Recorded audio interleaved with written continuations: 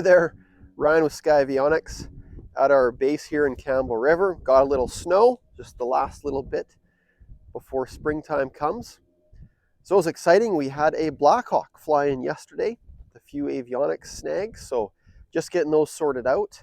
And we're known for working on 61s, 92s, and now Blackhawks in our area. So exciting for our team to be getting experience on this aircraft.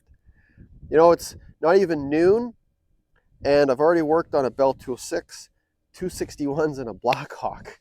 So it's very busy days doing a lot of support and work. You know, just over here, you can see there's 461s that our team provides support for, a handful of 206s and a 407. So there's definitely lots going on. Other members of our team are rewiring 2 Beavers. Jake is getting plans together for an international project that we've been asked to do. So working on all those logistics and those details.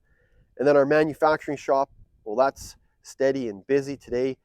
They're cutting out parts for a Saab kit.